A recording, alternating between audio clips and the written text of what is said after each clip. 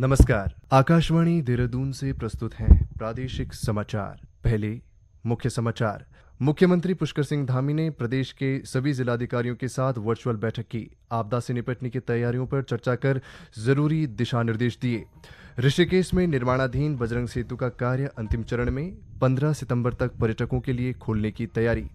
चमोली के जिलाधिकारी संदीप तिवारी ने नंदा देवी राजजात यात्रा के महत्वपूर्ण पड़ाव कुरुड़ का स्थलीय निरीक्षण कर ग्रामीणों और अधिकारियों से चर्चा की। और श्रावण मास के सोमवार पर प्रदेश के विभिन्न शिवालयों में बारिश के बावजूद बड़ी संख्या में श्रद्धालुओं ने भगवान शिव का जलाभिषेक किया। प्रादेशिक समाचार के साथ मैं आशुतोष उनियाल। और अब समाचार विस्तार से। मुख्यमंत्री पुष्कर सिंह धामी ने आज देहरादून में प्रदेश के सभी जिलाधिकारियों के साथ वर्चुअल बैठक की। इस दौरान मुख्यमंत्री ने जिलों में विकास कार्यों की प्रगति और मौसम विभाग द्वारा जारी अलर्ट के मद्देनजर आपदा से निपटने की तैयारियों पर चर्चा कर जरूरी दिशा निर्देश दिए। इस बीच राजधानी देहरादून सहित प्रदेश के अधिकांश हिस्सों में कल रात से बारिश का दौर जारी है। राज्य आपातकालीन परिचालन केंद्र से प्राप्त जानकारी के अनुसार बारिश और भूस्खलन से प्रदेश के 5 राष्ट्रीय राजमार्गों और 8 राजमार्गों सहित ग्रामीण क्षेत्रों की 111 सड़कें बाधित हैं। प्रशासन की ओर से सभी सड़कों को खोलने के प्रयास जारी हैं। इस बीच मौसम विभाग ने आज देहरादून, टिहरी, पौड़ी, हरिद्वार, नैनीताल और बागेश्वर जिलों में कहीं कहीं भारी से बहुत भारी बारिश का ऑरेंज अलर्ट जारी किया है, जबकि राज्य के सभी जिलों में कहीं कहीं भारी बारिश का येलो अलर्ट जारी किया गया है। मौसम विज्ञान केंद्र के वैज्ञानिक रोहित थपलियाल ने बताया कि प्रदेश भर में तेज दौर की बारिश होने की संभावना है।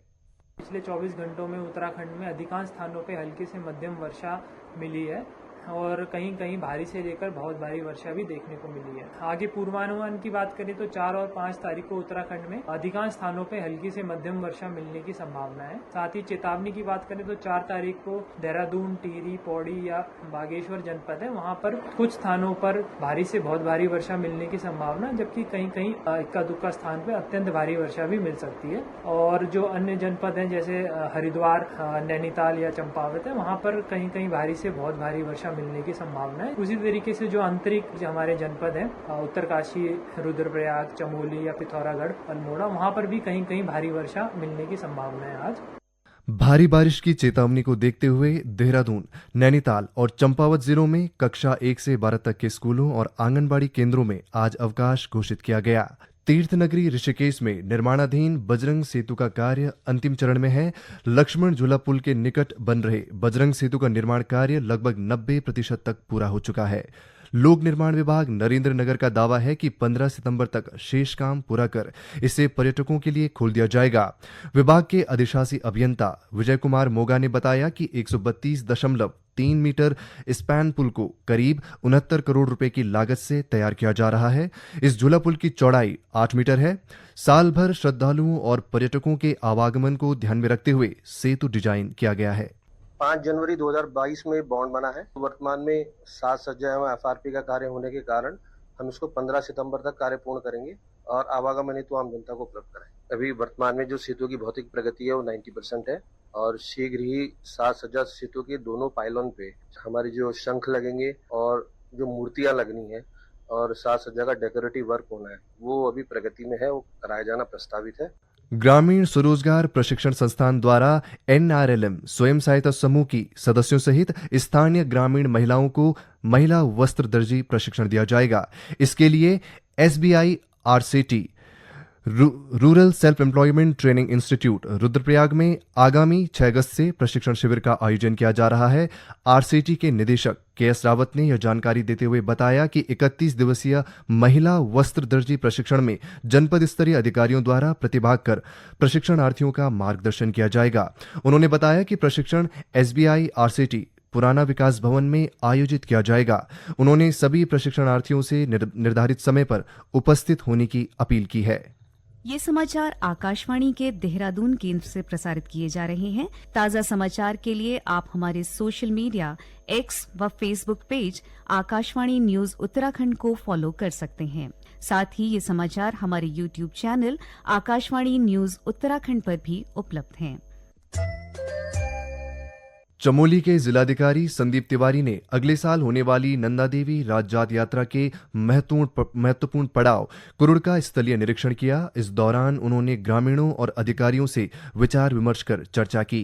कार्यक्रम के मुख्य संयोजक हरेंद्र सिंह रावत ने जिलाधिकारी और मुख्य विकास अधिकारी को कुरुड़ मंदिर समिति की ओर से ज्ञापन सौंपा।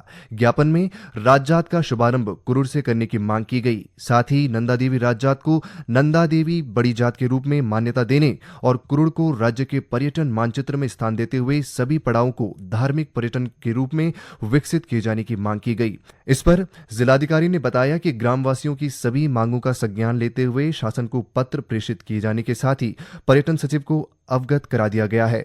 जिलाधिकारी ने कहा कि नंदा देवी राजजात यात्रा की व्यवस्था इस प्रकार सुनिश्चित की जाएगी कि आने वाले श्रद्धालु प्रदेश और जिले की सकारात्मक छवि अपने साथ लेकर जाएंगे।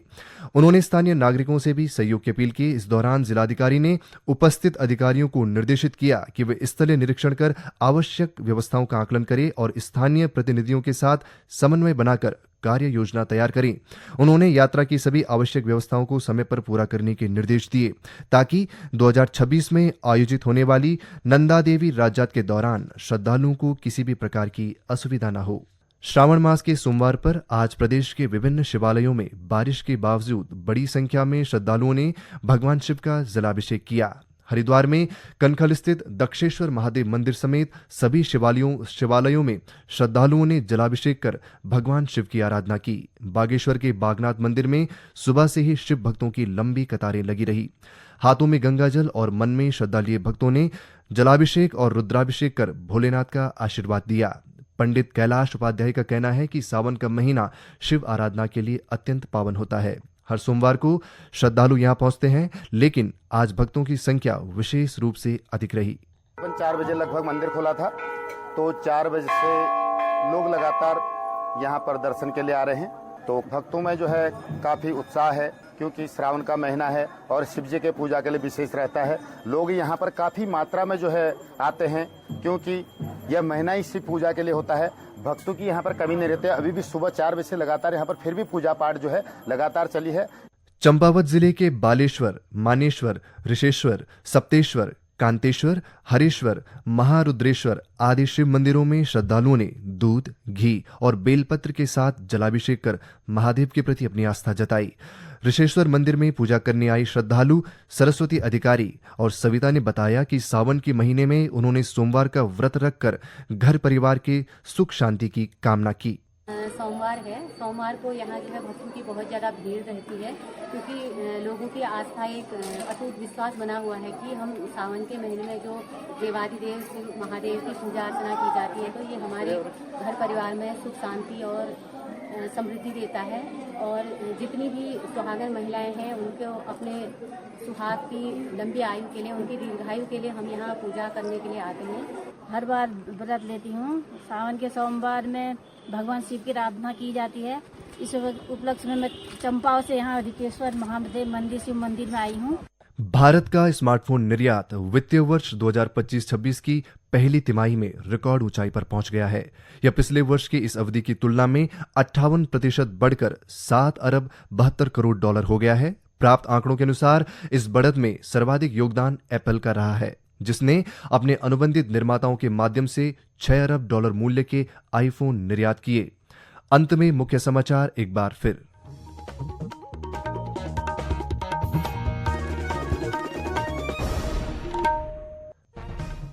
मुख्यमंत्री पुष्कर सिंह धामी ने प्रदेश के सभी जिलाधिकारियों के साथ वर्चुअल बैठक की। आपदा से निपटने की तैयारियों पर चर्चा कर जरूरी दिशा निर्देश दिए। ऋषिकेश में निर्माणाधीन बजरंग सेतु का कार्य अंतिम चरण में 15 सितंबर तक पर्यटकों के लिए खोलने की तैयारी। चमोली के जिलाधिकारी संदीप तिवारी ने नंदा देवी राजजात यात्रा के महत्वपूर्ण पड़ाव कुरुड़ का स्थलीय निरीक्षण कर ग्रामीणों और अधिकारियों से चर्चा की। और श्रावण मास के सोमवार पर प्रदेश के विभिन्न शिवालयों में बारिश के बावजूद बड़ी संख्या में श्रद्धालुओं ने भगवान शिव का जलाभिषेक किया।